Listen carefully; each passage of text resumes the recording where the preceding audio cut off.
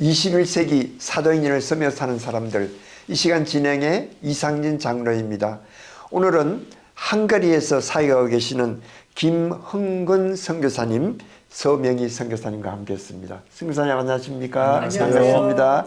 우리 지난 시간에 처음 만나서 우리 한국에서 있었던 그 정말 드라마틱한 일들, 특별히 두 분 다 모태 신앙이었지만 그러나 정말 하나님을 만난 이후의 그 삶의 새로운 간정들, 아름다운 그 간정들의 얘기들을 나눴는데요. 오늘은 이제 선교사로 헝가리에 파송을 받게 되었습니다. 처음 선교사로 헝가리에 파송 받았을 때에 파송 예배는 어디서 들으셨나요? 저희는 이제 CC 주일 채플 때 네. 그때 이제 파송식을 김중원 목사님께서 네, 하셨어요. 네. 이렇게 받았습니다. 네, 그때 파송할 때 그 생각을 해보신다면 정말 젊은 패기가 아주 왕성한 그때에 각오도 많았었을 거고 또 기대도 많았었을 거고 또 비전과 또 어떤 헌신에 대한 그 감격스러운 그때가 있었을 텐데 헝가리에서 나오길 때에 파송 받을 때의 그 심정 지금 한번 다시 소환해 보면 어떤 생각이 드세요? 저는 평생을 제가 대학생 캠퍼스에서 복음을 전했던 사람이었기 때문에 네.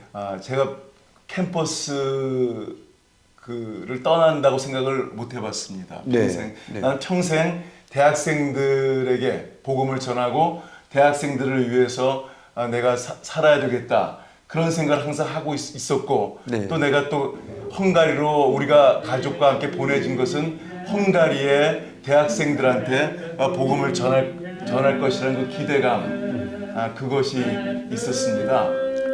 그래서 제가 정말 그때 아이들하고 아내와 같이 와서 이 언어를 배우면서 헝가리어를 배우면서 이 부다페스트에 있는 대학교에 가서 같이 우리 여기 헝가리 스태프들과 함께 복음을 전했습니다. 네.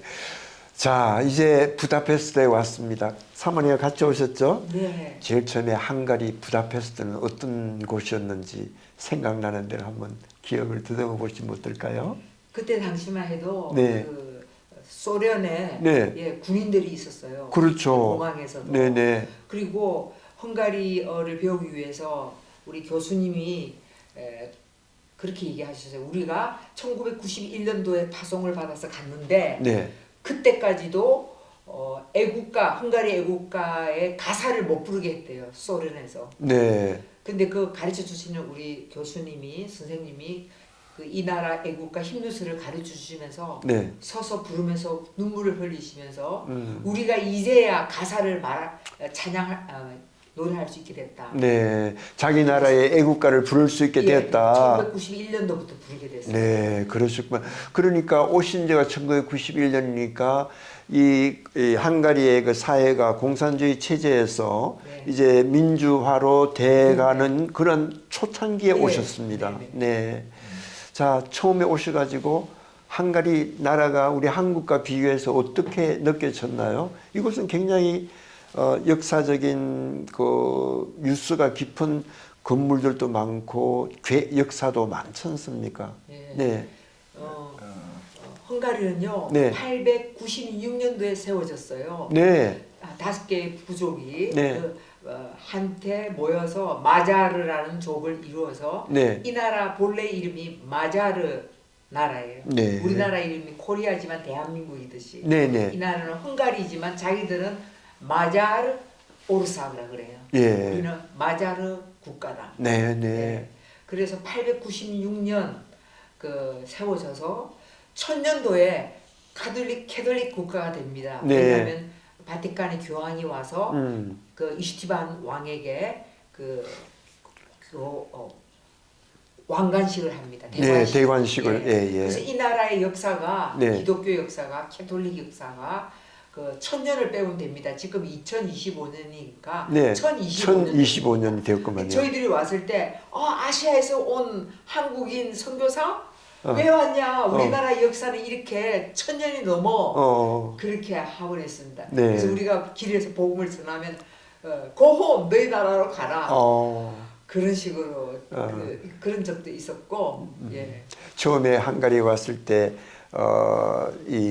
이 문화가 뭐 우리 한국에도 뭐 문화가 역사는 깊지만 그러나 근대 중세의 문화가 한국보다는 이곳이 훨씬 더 앞서 있었지 않습니까? 그렇죠? 예. 그러니까 건물 같은 것도 그 당시 때에 본다면 굉장히 고정된 건물들, 고건물들, 뭐 국회의사당이나 그 성당이나 이 지역에 있었던 교회들의 그 건물들이 굉장히 우수한 건물들이 많이 있었어요, 그렇죠? 네, 왜냐하면 헝가리는 사실 우리 한국과 정서적으로 굉장히 비슷합니다. 네. 한이 많은 나라다. 왜냐하면 외부의 침입을 많이 받았습니다. 네. 그래서 우리가 고등학교 때 김춘수 네. 국어교과서에 예. 김춘수의 부다페스트 소녀의 죽음이라는 시를 처음 접했습니다. 네. 우리가 헝가리 오게 될 줄 꿈에도 몰랐는데 네. 그 당시에는. 네. 근데 헝가리는 몽고의 침입도 받았고 그 다음에 터키의 침략으로 160년간 지배를 받았어요. 네. 그랬고 나중에 합수부르크가의 지배를 받았습니다. 그렇죠. 근데 오스트리아, 헝가리 합수부르크가 대제국이었기 때문에 네. 이 헝가리의 그 엘리자베트 여왕이 또 통치하기도 하고 그래서 건물들이 그 오스트리아 비엔나하고 비슷하게 아름답고 웅장하고 그런 것을 그런 것이 발견했습니다. 있습니다. 네, 그것을 발견했어요. 자, 그렇다면 이제 이곳에 오셔가지고 어떤 사역에 대해서는 이미 선교사님께서는 대학생들을 위해서 선교하겠다고 했기 때문에 이제 대학교 캠퍼스로 다니시게 됩니까? 처음 사역 얘기 좀 해주십시오. 네, 그 당시에 대학생 선교를 위해서 언어를 배우면서 네. 부다 공대에서 여기 부다페스트 공과대학 네. 그리고 경제대학 여기 있는 대학들 다니면서 이 헝가리 스태프들 네. 또 미국에서 건너온 미국 스태프들하고 같이 네. 거기서 사역을 캠퍼스 사역을 했습니다. 네. 그 1차적으로 캠퍼스 사역을 하시고 그것이 이제 일단 주 언어를 배울 때 동안은 그것이 주 사역이 되셨겠죠. 네. 예. 그렇게 하시다가 이제 다른 사역으로 이제 옮기시게 됩니까? 계속 사역을 시작하십니까? 네, 제가 아까도 제가 말씀을 드렸지만 저는 평생 네.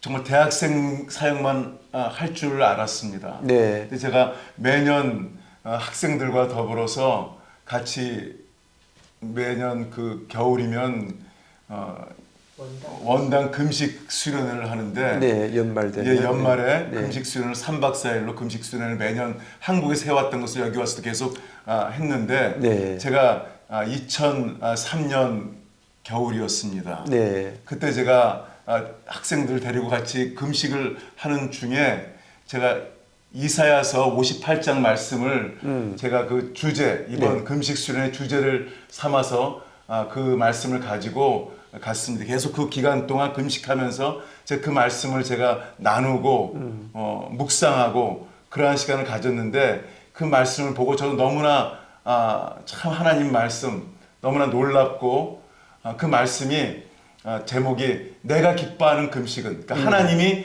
기뻐하는 금식은 우리가 금식하러 왔는데 그러면 하나님이 기뻐하는 금식이 무엇인가? 네. 근데 거기 보니까 58장 6절에도 보면 내가 기뻐하는 금식은 흉악의 결박을 풀어주며 유리하는 흉악의 결박을 풀어주며 멍에의 줄을 끌어주며 압제당한 자를 자유케 하며 모든 멍에를 꺾는 것이 아니겠느냐. 그리고 또 내가 기뻐하는 금식은 줄인 자에게 네 음식을 나눠주고 유리하는 빈민을 네 집에 들이고 벗은 자를 보면 입히고 내 고륙을 피하여 스스로 숨지 않는 것이 아니겠느냐. 그 말씀을 보면서 저는 무너졌습니다. 제가 참 하나님이 기뻐하는 금식을 위해서 금식하러 왔는데 네. 하나님은 내가 기뻐하는 금식이 네가 하는 그게 내가 기뻐하는 것이 아니고 내가 기뻐하는 금식은 줄인 자에게, 유리하는 빈민들에게, 거린들에게, 형제들. 또 형제들에게, 네. 고통받는 자들에게, 이 땅에 참 머리 둘 곳이 없어서 어려워하는 자들을 위해서 하는 것이 바로 내가 기뻐하는 금식이다. 네. 그 말씀을 보고 제가 무너져 내렸습니다. 내가 정말 하나님이 기뻐하는 이 금식을 해야 되겠다 이제부터. 그래서 그 다음날 부다페스트 돌아와서 바로 그 다음날 새 2004년 1월 1일이 됐습니다. 새해. 네. 그래서 아이들하고 아내하고 집에서 먹을 것들하고 또 입었던 옷들 이렇게 모아가지고 거리에 나간 2004년 1월 1일부터 저희 거리의 교회가 시작이 되었고 지금까지 저희가 21년간 이 거리의 교회를 하고 있고 주일에는 저희 예배당에 와서 같이 그들이 예배를 같이 또 드리고 주중에는 우리 거리에서 만나서 거리에서 우리가 역에서 동부역 그 당시에 동부역, 서부역, 남부역, 모스크바 광장 여러 광장마다 모여서 거의 매일마다 가는 곳마다 우리가 예배를 드리고 사도신경부터 시작 예배 순서를 따라서 우리 거리에서 우리가 성찬식도 하고 거리에서 그들 가운데 노숙자들 가운데 결혼하기를 원하는 사람들을 인터뷰하고 결혼식도 거리에서도 하고 그렇게 지금까지 거기서 사도신경부터 해서 예배 순서를 따라서 주기도문까지 제가 말씀 전하고 네. 예배를 하고 그리고 온 사람들에게 우리 급식을 하고 그렇게 지금까지 우리 거리의 교회를 하고 그러나 우리가 그것이 하나의 이 분기점이 됐던 것은 코로나가 시작이 되면서 같이 모이는 것을 금했습니다. 나라에서 그렇죠. 또 같이 모이지 못하게 하고 거리에서 못 모이게 해서 그때부터 저희들이 그 다음부터 이제 못 모이게 해요. 나라에서 이게 노숙자들이 같이 이렇게 그래서 지금은 좀 이렇게 부침이 있지만 지금은 이제 모임이 많이 거리에서 모임들이 줄었지만은 우리가 이제 이렇게 만나고 또 우리가 이 사역뿐만 아니라 우리 처음에 저희가 이 사역을 하면서 제일 먼저 시작했던 게 우리가 교도소 사역. 예. 이 부다페스트에 있는 교도소에 가서 우리가 그 교도소 1대1로 못 만나는데 우리가 그들을 같이 모아서 네. 거기 목사님한테 교도소 목사님한테 모아달라 그러면 거기 모아서 거기서 제가 설교하고 그리고 그러면서 이제 그 교도소 방문 사역들을 하던데 어떻게 우리가 이 집시들 사역을 시작하게 됐는가? 제가 하루는 이제 급식하고 오는 중에 내가 자기 차를 어떻게 멈추게 되는데 그때 지나가면서 어떤 나보고 내 이름을 불러 빨 이렇게 폴이에요 폴. 네. 빨 그러더니 보니까 나 모르겠냐고 그러더라고요. 보니까 저는 전혀 모르겠어요. 근데 이제 그 친구가 이제 바로 출소한 지 얼마 안 됐어요. 그러니까 걔는 그 친구는 제가 교도소에 있을 때 저를 봤으니까 저는 모르죠 한 사람 한 사람. 그래서 자기 집에 방문해달라 그 슬럼가에 그 집시 슬럼가에 살고 있는데 그 집에 가서 한두 번 방문하면서 그들 위해서 가정 예배 드려주고 방문하면 신방하고 그러면서 이 집시들 사역, 이 슬럼가 사역이 시작되면서 우리가 집시 사역을 하게 되었습니다. 네. 지금 말씀하시는 것은 2003년 원당 금식 때의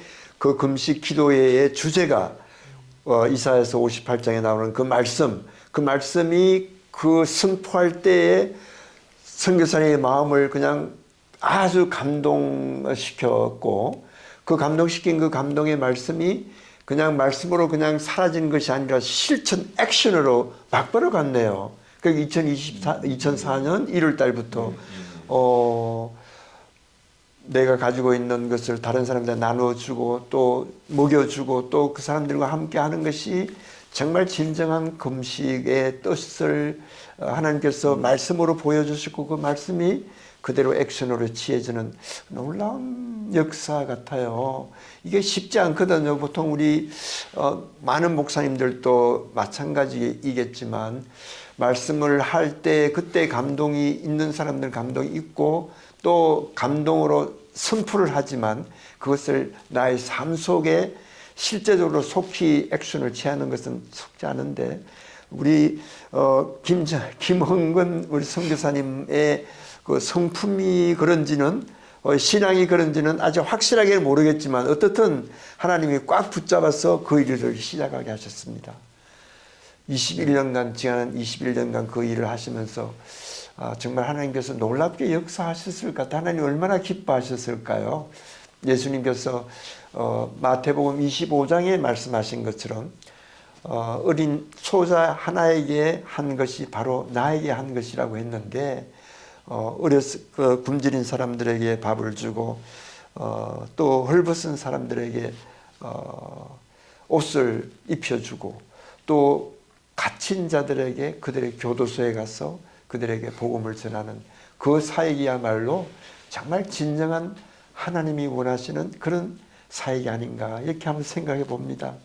이 방송을 듣고 계시는 많은 시청자들께서도 김홍근 선교사님의 그 사역에 대해서 흥미를 많이 갖고 계실 분이 많이 있을 것 같아요. 어떻든 자 우리 그때에 목사님께서는 또 그렇게 하셨는데 그 수반을 다 해야 될 분은 사실은 목사님보다는 사모님이 더 많이 하셔야 될 텐데 사모님은 어떤 동일한 마음을 가지시게 되셨어요? 그렇지 않으면 조금 틀렸습니까? 예, 저는 늘 하는 말이 나는 우리 남편의 비서로 태어났다. 예. 그래서 저는 우리 남편이 주의 일을 할 수 있게끔 네. 그 제반 모든 현실적인 실제적인 필요를 예. 제가 준비하고 네. 하는 그런 비서 역할을 하고 있습니다. 그래서 예. 또 우리 남편이 그렇게 기설교를 해요. 내가 이때까지는 하나님께서 주신 비전, 우리가 CCC 들어가실 때 제일 먼저 그 문 앞에 써져 있는 게 비전이에요. 예, 비전. 그렇죠. 예. 사도행전 16장 말씀에서 네. 마게도니아 환상, 마게도니아 비전을 네. 나도 받고 네. 헝가리로 오게 됐는데 네.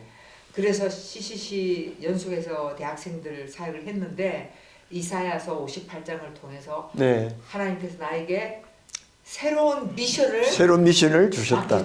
주셨다. 네. 그렇게 설교를 하고 네. 저는 우리 남편의 첫 성도로서 네. 우리 남편의 깨달은 말씀을 항상 제일 먼저 들으니까 네. 저는 은혜를 받고 네. 제가 아멘으로. 주님을 수종하듯이 네. 성경에 나와 있듯이 네. 그렇게 남편을 위해서 밥하는 사람으로서 음식을 위해서 밥을 하는 사람으로서 제가 동력을 하고 있고 역할 분담을 하고 있습니다. 역할 분담이지 정말 하나의 동력, 하나의 동력을 통한 하나님의 보상과 하나님의 그 상급도 동일할 것 같아요. 똑같을 것 같아요.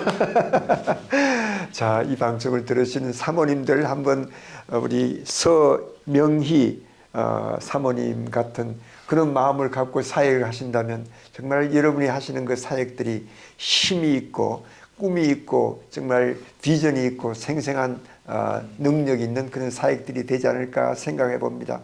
혹시나 여러분들 가운데서 사모님들 가운데서 낙망하거나 실망하는 분이 있다면 이 서명희 선교사님의 이 말씀이 여러분의 가슴을 한번 치는 그런 놀라운 그런 말씀이 되기를 바람하지 않습니다.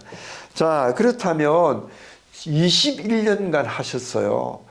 강산의 변해도 2번이나 변했는데 그것이 쉽지 않습니다. 어떻게 하셨어요? 저희가 처음에 이 하나님이 비전을 주셔서 참 저는 그렇게 생각을 합니다. 제가 설교하면서도 그렇지만 하나님이 어떤 비전을 주셨으면 그 비전은 어떤 방향이라고 생각합니다. 네. 어떤 방향. 네, 네. 그렇지만 그 비전 다음에 하나님 주신 건 사명이에요. 네, 미션이죠. 네, 그 사명이죠. 그 미션. 네, 그렇죠. 비전 다음에 미션을 주시는데 네, 제가 헝가리에 올 때만 하더라도 그 사도 바울 그 말씀을 보고 사도행전 그 말씀 16장 말씀 사도 바울이 1차 여행이 끝나고 2차 전도 여행이 시작되면서 그 다시 아시아로 가서 복음을 전하려고 그러는데 네. 성령께서 막으셨어요. 그 전에 마가로 인해서 네. 바나바하고 조금 어려운 문제도 생기고 그렇죠. 예. 그런데 그때 그가 드로아에 이르러서 마케도니아 환상을 보게 되는데 마게도니아 사람이 건너와서 우리를 도우라. 그렇죠. 그래서 이게 하나님이 내게 주셨구나. 마게도니아를 배 타고 건너갔는데 네. 그 마게도니아 첫 성인 빌립보 네. 성에서 그가 그 사역을 시작하게 되는데 자주장사 루디아. 예. 루디아를 만나서 사역을 시작하는데 그 빌립보가 유럽의 첫 성이었잖아요. 맞습니다. 예. 그래서 그에게 사도 바울에게 유럽의 선교의 비전을 보여주셨는데 저는 어디에 선교를 갈 것인가 생각을 하다가 이 말씀을 읽다 너무나 감동이 돼서 하나님이 나를 이 마게도니아 환상 이 유럽으로 보내시는 거 아닌가. 네. 그래서 그러면서 유럽 중에서도 좀 어려운 것, 공산국 이전에 공산국가였던 동유럽 여기 하나님 손 여기에 가겠습니다 그랬는데 동유럽이 베를린이 이제 그 장벽이 무너지면서 1989년도였습니다. 그리고 2년 뒤에 헝가리가 제일 먼저 동유럽 가운데서 우리나라에 제일 먼저 외교를 수립하게 됐어요.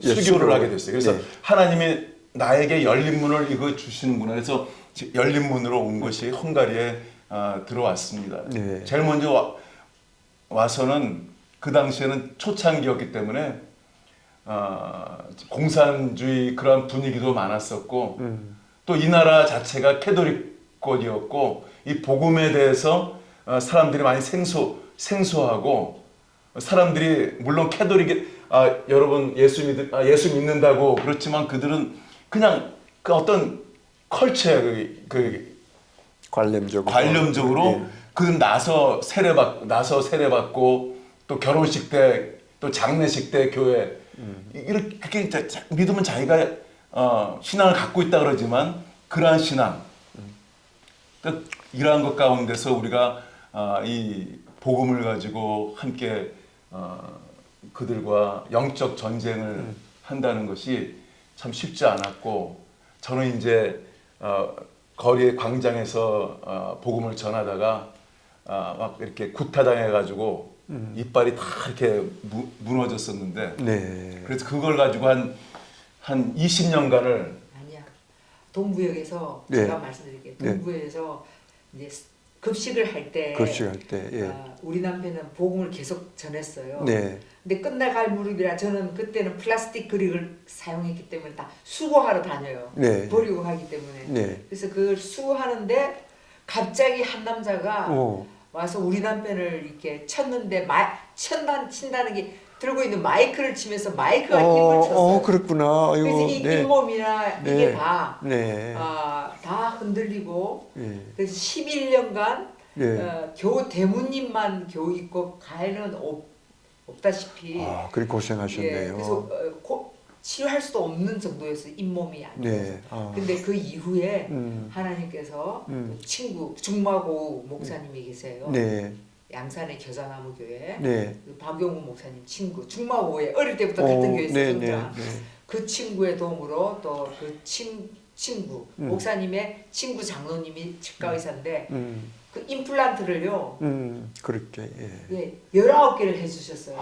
그러셨구만요. 예, 네. 그 헌금하듯이. 네. 그래서 지금은 네. 너무 감사해요. 네. 그런 저 정말 복음을 전하다가 사도 바울도 정말 얼마나 고생을 했습니까? 사도 바울 걸 생각하시면서 그 이겨내신 것 같은 그런 생각이 드는데 선교 현장에 와서 고생하는 것도 힘든데 또 거기에다가 구타와 그 어려움 그런 일을 당하면 얼마나 정말 실망도 되고 힘들었겠습니까? 그런데 또 좋은 손길들을 통해서 치유하고 회복하게 해주시니까 또 하나님은 역시 정말 선하십니다. 할렐루야. 예. 자, 21년간 밥을 하시면서 제가 얘기 듣기로는 김흥근 선교사님 그러니까 바프 선교사님이라 그러시더라고요. 한국에도 바프 목사님이 계시는데 헝가리의 바프 선교사님으로 여러 가지 재정적으로 또 봉사하는 사람도 많이 필요하고 했을 텐데 사모님이 제일 그래도 뒤에서 고생을 많이 하셨을 것 같아요. 고생 얘기 좀 한번 해주세요. 근데 한 번은 우리 남편이 네. 그러더라고요. 내가 이 사역을 하고 있지만 이제야 깨달았다. 어느 날 새벽 기도하고 와서 저한테 설교를 하는 거예요. 뭐를 깨달았냐면은 이사야 58장에 나오는 말씀 중에 네.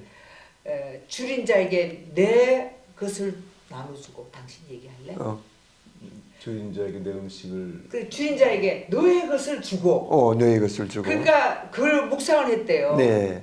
그때 깨달은 게 뭐냐면 내게 빵 한 쪼가리가 있는데 왜 그것이 금식인 줄을 몰라서, 왜 음식을 나눠주는 게 금식이고 옷을 나눠주는 거, 또 집에 드리는 거, 또 골육을 위해서 피하지 않고 돕는 것이 왜 금식인가, 이게 왜 금식인가 그랬는데 그날 아침에 깨달았다는 거예요.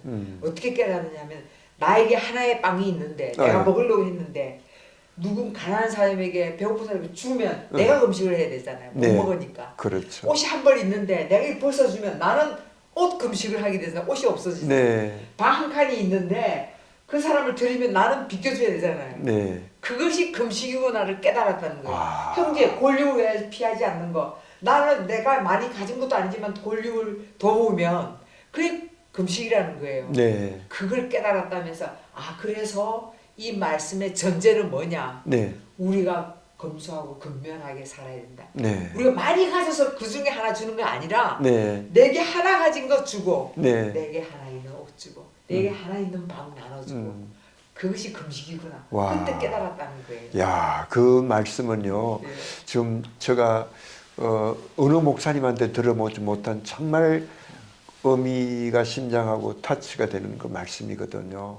하나님께서는 물론 또 예수님께서도 말씀하시잖아요. 누가 오리를 가자 그러면 십리를 가고 왼밤을 때리고 또 오른밤도 되어주라고 하는 완전한 예수님의 동일한 심정을 우리 하나님께서 김흥근 선교사님을 통해서 그렇게 주셨네요. 모든 목사님들, 선교사님들에게 동일하게 주시는 말씀입니다. 다 그렇게 수고하고 있고요. 우리가 이런 기회가 돼서 우리가 얘기 나누는 것뿐입니다. 우리 그렇게 이렇게 겸손하게 말씀하셨지만 뭐 그것도 맞는 말씀입니다. 그러나 또 그렇지 않은 경우도 많이 있는데, 서로 이 시간을 통해서 함께 이제 회개하고 또 참여하면서 회복되는 시간 인 것 같아요. 제가 볼 적에 이게 우리 조금 전에 나도 존중받고 싶다라고 하는 책자를 쓰셨거든요. 이 책자가 네 번째 저서라고 하셨는데, 뭐 앞에 것에 대한 간단한 설명과 함께 이 책자의 제목이 왜 이렇게 되었는지 한번 설명해 주시면 고맙겠습니다. 한 번은 우리가 남부역 일주일에 5일 급식 사역을 했으니까요. 그날은 금요일이라서 남부역에서 했는데, 아틸라라고 하는 수의사가 있었어요. 수의사고 부유하게 살았는데 어머니가 돌아가실 때 충격으로 그 우울증과 이런 걸 빠졌는데 아내가 그런 남편을 떠나버린 거예요. 그러니까 나중에 자기가 헤어나지 못하고 결국은 노숙자로서 남부역까지 왔었어요. 근데 말이 별로 없고 그 형제가 처음으로 우리 교회에 헌금을 한 형제예요.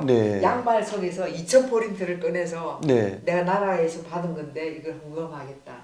그 말 한마디 했던 사람인데, 근데 자꾸만 이제 바깥에서 사니까 노숙자니까 이렇게 그날은 얼굴이 이렇게 부었더라고요. 이렇게. 그래서 아틸라 병원에 가야겠다. 그렇게 하고 헤어지고 그 다음 날 가니까 이렇게 부어서 그대로 있는 거예요. 그래서 그날도 이렇게 위로해주고, 우리가 항상 양말 같은 거 이렇게 밴으로 데리고 와서 팬티 같은 거 이런 걸 옷을 갈아입히고 또 옷을 수거해서 빨아서 또 갖다주고 이렇게 했거든요. 그러면 사람들이 자기 옷을 그 세탁 냄새를, 향기를 맡으면서 너무 좋아하고 그렇게 했는데, 그날은 그렇게 말이 없던 아틸라가, 우리가 그럼 내일 보자 하고 바이 하고 딱 떠나는데 갑자기 우리를 부르는 거예요. 딸, 꺼띠. 그래서 하고 딱 돌아보는 순간 그 아틸라의 얼굴에서 예수님을 봤어요. 그 아틸라가 웃으면서 그동안 고마웠어. 그러는 거예요. 아니나 다를까 그게 마지막이었어요. 그 다음날 가니까 네. 아틸라가 벌써 실려간 거예요, 시체가. 아, 그래서 진짜 지극히 작은 자에게 내게 한 것이다. 나도 머리 둘 곳이 없는 노숙자다. 예수님 하셨듯이 그 아틸라를 통해서 우리에게 이 사역이 맞다. 내가 했던 사역이다.